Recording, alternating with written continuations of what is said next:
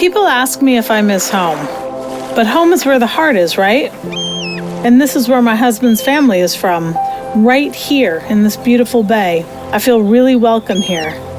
There's something about the sea that really draws you in. I love walking on this stretch of beach to look for treasures the waves have brought ashore.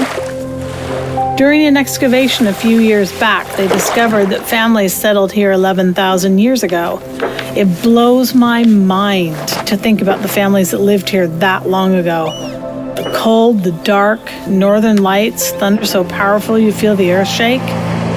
They must have made salt so they could preserve food to survive the winter.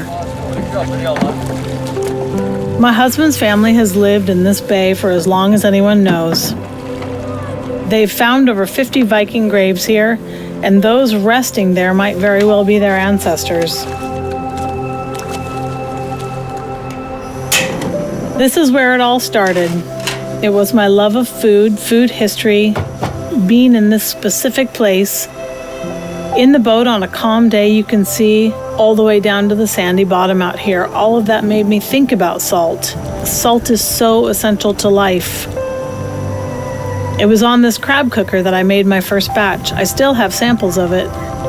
It's a good reminder of the time and hard work it takes to go from a salt-like substance to the flake salt we make today, that is used by some of the best restaurants in the world. That makes me incredibly proud. The ocean was the highway around here before we became obsessed with moving around on wheels. I know people who find it strange to be dependent on a ferry to get anywhere, but it used to be the opposite. Living on an island placed you in the middle of the road. Places we now think of as extremely remote used to be bustling with life.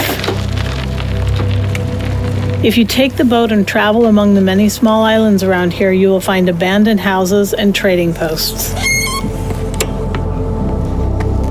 Our factory was such an abandoned building, in bad need of some love and care, some life. The storms blew straight through the walls as we were readying the building for production. It felt at times like a battle you couldn't win, but we made it. Now it's clean, warm, and cozy.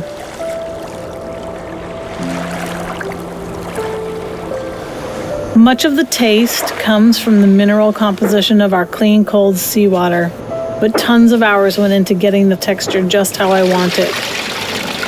Fine-tuning the brine's salinity level, hitting the perfect batch volume, temperature levels, humidity of the space, time, and a few other secrets I won't tell. One of the best and most respected chefs in the Nordics right now called it a feminine salt. That's natural, it's made by a woman.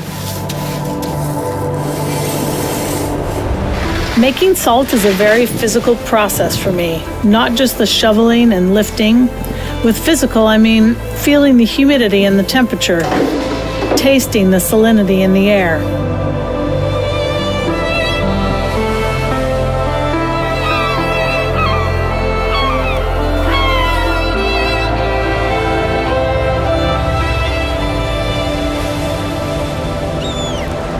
I love what I do. I love making salt. I'm so lucky I can work with what I love. For me, this is what it's all about.